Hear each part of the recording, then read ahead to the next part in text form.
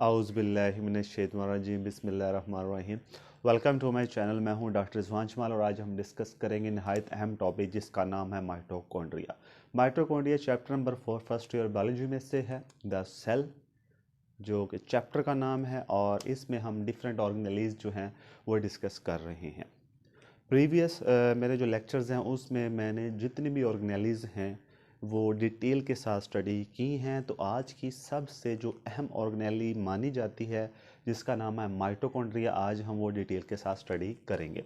जो माइटोकॉन्ड्रिया है ये बहुत ही अहम ऑर्गेनेली है और अक्सर औकात ये बोर्ड के अंदर लॉन्ग क्वेश्चन के तौर पे आ जाती है। ठीक है, तो इसलिए आपने इसको लॉन्ग क्वेश्चन के तौर पे लाजमी प्रिपेयर करना है। और अब हम चलते हैं टॉपिक की तरफ। माइटोकॉन्ड्रिया क्या है इसको डिटेल के साथ स्टडी करते हैं। जो माइटोकॉन्ड्रिया है ये जितने भी यूकैरियोटिक सेल हैं उनमें पाई जाने वाली बहुत ही अहम ऑर्गेनेली है। जितने भी यूकैरियोटिक सेल से मुराद जिनमें वाज़िया न्यूक्लियस होता है, जिनमें मेम्ब्रेन बाउंडेड ऑर्गेनेलीज होती हैं, उनको हम यूकैरियोटिक सेल या यूकैरियोट्स कहते हैं।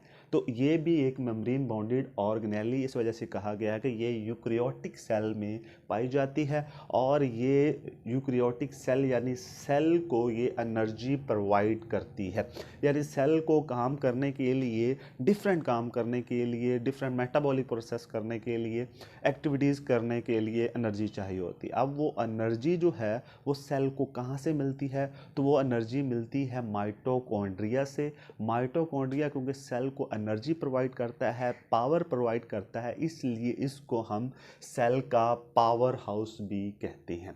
ये बहुत ही अहम एमसीक्यूज़ है। एमसीक्यूज़ में ये आ सकता है कि सेल का जो पावर हाउस है वो किसको कहते हैं। ठीक है, तो ये पावर हाउस जो है वो माइटोकॉन्ड्रिया को कहते हैं। अब आते हैं कि कंपाउंड माइक्रोस्कोप के नीचे जब हम माइटोकॉन्ड्रिया को देखते हैं तो कैसा हमें नज़र आता है, और जब हम इसको इलेक्ट्रॉन माइक्रोस्कोप के नीचे देखते हैं तो हमें कैसा नज़र आता है। अगर हम कंपाउंड माइक्रोस्कोप की बात करें तो कंपाउंड माइक्रोस्कोप की क्योंकि मैग्नीफिकेशन पावर जो है वो कम होती है, इसलिए हमें माइटोकॉन्ड्रिया वाज़िया नज़र नहीं आता। लेकिन जैसा नज़र आता है वो रॉड की शक्ल में हो सकता है, वेजिकल्स की शक्ल में हो सकता है, या फिलामेंट की शक्ल में हो सकता है। ठीक है, मतलब ये है वेजिकल से मुराद होता है छोटी छोटी से आप कह लें गोल सी स्ट्रक्चर, इस तरह से नज़र आ सकता है वेजिकल की शक्ल में, या फिर रॉड की शक्ल में, इस तरह से रॉड्स ही होंगी, रॉड की शक्ल में हमें नज़र आ सकता है। ठीक है, या फिर हमें लंबे लंबे जो धागे से हैं, फिलामेंट हैं, उनकी शक्ल में नज़र आ सकता है। तो कंपाउंड माइक्रोस्कोप के नीचे हमें ऐसा नज़र आता है। ये शॉर्ट क्वेश्चन में आ सकता है, एमसीक्यूज में आ सकता है कि किस तरह का कंपाउंड माइक्रोस्कोप के नीचे माइटोकॉन्ड्रिया नज़र आता है। उसके बाद इलेक्ट्रॉन माइक्रोस्कोप की बात करें, क्योंकि इलेक्ट्रॉन माइक्रोस्कोप जो है इसकी मैग्नीफिकेशन पावर बहुत ज़्यादा होती है। हमारी आई से जो कंपाउंड माइक्रोस्कोप है उसकी मैग्नीफिकेशन पावर 500x यानी 500 ज़्यादा होती है। और अगर इलेक्ट्रॉन माइक्रोस्कोप की बात करें तो वो कंपाउंड माइक्रोस्कोप से 500x ज़्यादा होती है। अच्छा, हम कंपाउंड माइक्रोस्कोप की बात करें क्योंकि ये डिटेल से हमें बताएगी इसके स्ट्रक्चर के बारे में, तो इसके अंदर इसकी कम्प्लेक्स मॉर्फोलॉजी होती है, यानी शक्लो सूरत के लिहाज से, स्ट्रक्चर के लिहाज से ये हमें काफ़ी कम्प्लेक्स नज़र आता है। अब इसकी अगर हम बात करें तो डिफरेंट सेल्स के अंदर इसके माइटोकॉन्ड्रिया के नंबर, इसकी शेप, इसकी आप कह लेंगे जो इंटरनल स्ट्रक्चर है वो डिफरेंट है, वो वरी करती रहती है। ये सेल टू सेल वरी करती रहती है, सेल पे डिपेंड करती है। तो हर सेल में इसके नंबर डिफरेंट हो सकते हैं, इसकी शेप भी हो सकती है मुख्तलिफ, या इसकी इंटरनल जो स्ट्रक्चर है वो भी बहुत ज़्यादा मुख्तलिफ हो सकती है। डिपेंड करता है कि वो किस सेल के अंदर पाए जाते हैं। अब अगर हम बात करें माइटोकॉन्ड्रिया की, तो माइटोकॉन्ड्रिया का मैंने कह दिया ये मेम्ब्रेन बॉन्डेड ऑर्गेनेली है क्योंकि ये यूकैरियोटिक सेल में पाई जाती है, और यूकैरियोटिक सेल की एक कैरेक्टरिस्टिक्स है कि उसमें मेम्ब्रेन बॉन्डेड ऑर्गेनेली पाई जाती हैं। तो माइटोकॉन्ड्रिया भी क्या है, एक मेम्ब्रेन बॉन्डेड ऑर्गेनेली है। लेकिन ये सिर्फ सिंगल मेम्ब्रेन नहीं है बल्कि ये डबल मेम्ब्रेन बॉन्डेड ऑर्गेनेली है, और इसको हम इनवेल्प भी कह सकते हैं। ठीक है, इनवेल्प से मुराद होता है कि जब जो आउटर मेम्ब्रेन अगर वो डबल हों, दो हों, तो उसको हम कहते हैं इनवेल्प। अब इसमें जो इनवेल्प है, आउटर जो मेम्ब्रेन होती है, एक अंदर वाली एक बाहर वाली मेम्ब्रेन होती है। जो आउटर मेम्ब्रेन है वो बिल्कुल स्मूथ होती है, और जो इनर मेम्ब्रेन है उसने अंदर की तरफ इनफोल्डिंग बनाई होती है, जिसको आगे जाके हम डिस्कस करेंगे। उसको हम क्रिस्टी कहते हैं, ठीक है, इसको हम कहते हैं क्रिस्टी। ये एक माइटोकॉन्ड्रिया के आपके स्ट्रक्चर सामने है। ये हमें नज़र आ रही है किसके, हम इसको देख रहे हैं इलेक्ट्रॉन माइक्रोस्कोप के नीचे देख रहे हैं। ये जो स्ट्रक्चर हमें नज़र आ रही है, ये इलेक्ट्रॉन माइक्रोस्कोप के कह लें के नीचे हमने माइटोकॉन्ड्रिया को जब देखा तो इस तरह का हमें नज़र आया। ये एक माइटोकॉन्ड्रिया आप कह लें। अच्छा, माइटोकॉन्ड्रिया में ये बाहर वाली मेम्ब्रेन जो है ये स्मूथ है, जैसा कि मैं पहले भी बता चुका हूँ। इसमें कोई उभार नहीं है, कोई डिप्रेशन नहीं है, तो बिल्कुल ये स्मूथ सी मेम्ब्रेन है। इस वजह से कहा आउटर मेम्ब्रेन जो है वो स्मूथ होती है, जैसा कि यहाँ मैंने बताया। उसके बाद बात करेंगे जो रेड कलर की है, ये आप देख सकते हैं कि इसमें अप्स एंड डाउन है, कहीं पे डिप्रेशन है, कहीं पे ये ऊपर की तरफ कह लें कि है, तो इसमें इनफोल्डिंग सी है। तो ये जो इनफोल्डिंग सी है ये असल में क्या है, इनर मेम्ब्रेन है, और इसमें ये इस तरह से इनफोल्डिंग पाई जाती है, और हर एक इनफोल्डिंग को हम क्रिस्टी कहते हैं, ठीक है। अच्छा, अब ये तो होगी इनफोल्डिंग। अब इनर मेम्ब्रेन और आउटर मेम्ब्रेन जो है इसके दरमियान में यहाँ पे स्पेस है, इसको हम कहते हैं आउटर कंपार्टमेंट।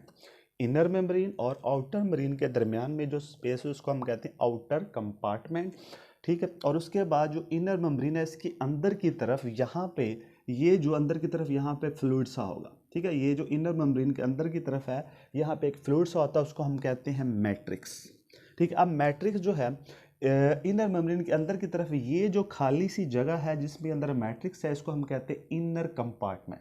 और इनर कंपार्टमेंट के अंदर जो फ्लूइड है उसको कहते हैं मैट्रिक्स। और मैट्रिक्स के अंदर राइबोसोम भी हो सकते हैं, उसके अंदर डीएनए भी हो सकता है। इसके अलावा छोटी छोटी नॉब लाइक स्ट्रक्चर जिनको हम F1 पार्टिकल कहते हैं, वो भी इसके अंदर मौजूद होती हैं, ठीक है। अब ये एक छोटा सा पोर्शन जो है इसको मज़ीद बड़ा करके दिखाया गया है, मज़ीद मैग्नीफिकेशन पावर बढ़ा के दिखाया गया कि हमें कैसा नज़र आता है।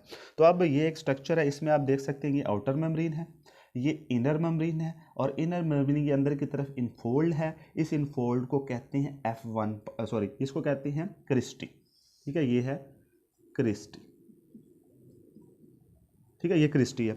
अच्छा, इसके साथ साथ यहाँ पे मैंने ग्रीन कलर के छोटे छोटे डॉट से बनाए हैं, इनको कहते हैं F1 पार्टिकल। F1 पार्टिकल किसके अंदर हैं, तो ये जिस फ्लूइड के अंदर है उसको हम कहते हैं मैट्रिक्स, जैसा कि मैंने पहले भी बता दिया। और इनर मेम्ब्रेन के अंदर की तरफ ये जो जगह है इसको हम कहते हैं इनर कंपार्टमेंट। इनर कंपार्टमेंट के अंदर होता है मैट्रिक्स, ठीक है। जिस तरह साइटोप्लाज्म होता है इस तरह से ये इसका क्या होता है, मैट्रिक्स होता है। मैट्रिक्स के अंदर की तरफ जहाँ पे नोब लाइक स्ट्रक्चर, उनको कहते हैं F1 पार्टिकल। इसके साथ साथ यहाँ पे राइबोसोम भी मौजूद होंगे, ठीक है। तो ये जो है अब बना रहा हूँ मैं, ये राइबोसोम है।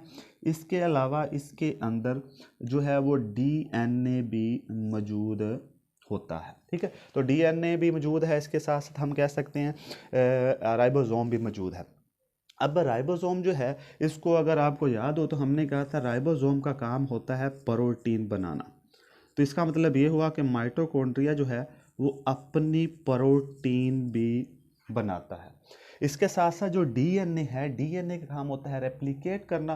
तो इसका मतलब ये हुआ कि ये जो माइटोकॉन्ड्रिया है ये एक ऐसी स्ट्रक्चर है कि जो रेप्लिकेट करके नया माइटोकॉन्ड्रिया बना सकता है, ठीक है। यानी कि ओल्ड जो माइटोकॉन्ड्रिया वो ऑटोफैगी के ज़रिए डिस्ट्रॉय हो जाएगा, लाइसोसोम इसको डिस्ट्रॉय कर लेंगे, लेकिन क्योंकि इसके अंदर अपना डीएनए है तो ये नया डीएनए बना के नया जो माइटोकॉन्ड्रिया भी बना सकता है। तो इसलिए हम कह सकते हैं ये सेल्फ रेप्लिकेटिंग ऑर्गेनेली है, इसको हम कहेंगे सेल्फ रेप्लिकेटिंग ऑर्गेनेली, ठीक है, सेल्फ रेप्लिकेटिंग ऑर्गेनेली, ठीक है। यानी कि ये खुद से डिवाइड करके अपने जैसी नई ऑर्गेनेली बना सकता है, ठीक है। तो ये थी स्ट्रक्चर के बारे में। अच्छा, मैंने बताया कि इनर मेम्ब्रेन जो है इनफोल्ड, इसको हम क्या कहते हैं, क्रिस्टी कहते हैं। तो ये अक्सर सिस्टर्नी और क्रिस्टी मैंने पहले भी बताया था। एक तो मैंने बताया था आपको क्या कहते हैं, गोल्जी एपैरेटस के अंदर, और इसके अलावा मैंने आपको बताया था एंडोप्लाज्मिक रेटिकुलम के अंदर। तो क्रिस्टी और सिस्टर्नी अक्सर जो है ये डिफरेंशिएट के तौर पर शॉर्ट क्वेश्चन में आ सकते हैं, एमसीक्यूज में भी आ सकता है। और जो माइटोकॉन्ड्रिया जो है मेम्ब्रेन स्ट्रक्चर जो है वो सिमिलर टू अदर ऑर्गेनेली, जितनी भी अदर ऑर्गेनेलीज हैं उनकी मेम्ब्रेन और माइटोकॉन्ड्रिया की मेम्ब्रेन ऑलमोस्ट सेम ही होती है। और मैंने आपको पहले बताया इसके अंदर डीएनए और राइबोसोम भी है। डीएनए का मतलब ये सेल्फ रेप्लिकेटिंग स्ट्रक्चर है, और राइबोसोम का मतलब ये प्रोटीन अपनी बना सकता है। कौन? माइटोकॉन्ड्रिया। माइटोकॉन्ड्रिया के अंदर नोब्लेक स्ट्रक्चर जिसको मैंने कहा था F1 पार्टिकल, तो ये भी एमसीक्यूज में आ सकता है कि अंदर की तरफ जो छोटी सी नोब्लेक स्ट्रक्चर उसको हम क्या कहते हैं, F1 पार्टिकल कहते हैं। अब ये जो अंदर की तरफ यहाँ पे मैट्रिक्स है जिसको मैंने कहा था सेल के अंदर जिस तरह साइटोप्लाज्म होता है, इस तरीके से माइटोकॉन्ड्रिया का जो मटेरियल सा होगा इन मेम्ब्रेन के अंदर की तरफ, उसको हम मैट्रिक्स कहेंगे। मैट्रिक्स के अंदर बहुत ज़्यादा मिकदार में इंजाइम होते हैं, कोएंजाइम होते हैं, ऑर्गेनिक इनऑर्गेनिक साल्ट्स होते हैं।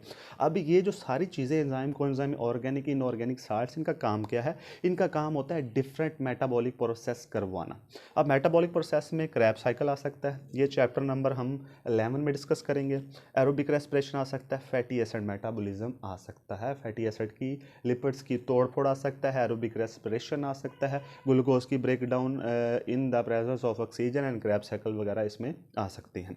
तो ये जब मेटाबॉलिक प्रोसेस माइटोकॉन्ड्रिया के अंदर हो रहा होता है, तो जो फीड है जो हमने खाई होगी फूड, वो इंटेस्टाइन से ब्लड, ब्लड से हर सेल के फिर माइटोकॉन्ड्रिया के पास जाएगी, और माइटोकॉन्ड्रिया में इन प्रोसेस के जरिए उसकी ब्रेकडाउन होगी, और उस ब्रेक डाउन से एनर्जी पैदा होगी। वो एनर्जी जो है एनर्जी रिच कंपाउंड में कन्वर्ट हो जाएगी, जिसको हम कहते हैं एटीपी। ठीक है। अब ये जो एटीपी है इसको कहते हैं एडिनोसिन ट्राईफॉस्फेट। अब ये एनर्जी कंपाउंड है, एनर्जी रिजर्व है। जब भी हमारे सेल को एनर्जी की ज़रूरत होती है काम करने के लिए, तो ये एटीपी टूटती है और फिर सेल के डिफरेंट काम जो हैं वो सरंजाम देती है। तो अब जो एटीपी है, ट्राईफॉस्फेट है, अगर इसमें से एक फास्फेट निकल जाए, ठीक है, इसमें से एक फास्फेट निकल जाए तो एनर्जी रिलीज होगी और बाकी बच जाएगा एडीपी, यानी एडिनोसिन डाइफॉस्फेट। अब एडिनोसिन डाइफॉस्फेट में भी अभी एनर्जी मौजूद है, इसमें से अगर एक और फास्फेट निकल जाए तो बन जाएगा एएमपी, यानी एडिनोसिन मोनोफॉस्फेट। अब ये मज़ीद ब्रेकडाउन नहीं होगी। अब फिर दोबारा से अगर हम फूड खाएंगे, जो फूड है वो माइटोकॉन्ड्रिया तक जाएगी, माइटोकॉन्ड्रिया में फिर उसकी ब्रेकडाउन होगी, उससे एनर्जी पैदा होगी, एनर्जी जो है वो इसको मिलेगी एक फास्फेट, तो ये बन जाएगा एडीपी, एडी को फिर एनर्जी मिलेगी, वो बन जाएगा एटीपी। एटीपी की सूरत में ये एनर्जी रिजर्व जो है वो मौजूद रहेगा, सेल के अंदर स्टोर हो जाएगा, और फिर दोबारा अगर सेल को एनर्जी की ज़रूरत पड़ेगी तो ये एटीपी से फास्फेट टूटेगा और फिर से एनर्जी सेल को देना शुरू कर देगा। क्योंकि ये सेल के लिए एनर्जी बनाता है, एनर्जी स्टोर करता है, सेल को एनर्जी देता है डिफरेंट काम करने के लिए, इस वजह से उसको हम सेल का पावर हाउस भी कहते हैं। तो बोर्ड के अंदर ये लॉन्ग क्वेश्चन के तौर पे आ सकता है, राइट और नॉट ऑन माइटोकॉन्ड्रिया या राइट और note on power house of cell, किसी भी तरीके से ये शॉर्ट क्वेश्चन या लॉन्ग क्वेश्चन आ सकता है। तो मैं उम्मीद करता हूँ आज का जो अहम टॉपिक था वो आपको समझ आ गया होगा। इंशाल्लाह नेक्स्ट वीडियो में फिर एक नए टॉपिक के साथ आपकी खिदमत में हाजिर होंगे। तो नेक्स्ट वीडियो तक के लिए मुझे इजाज़त दीजिए। अल्लाह हाफिज़।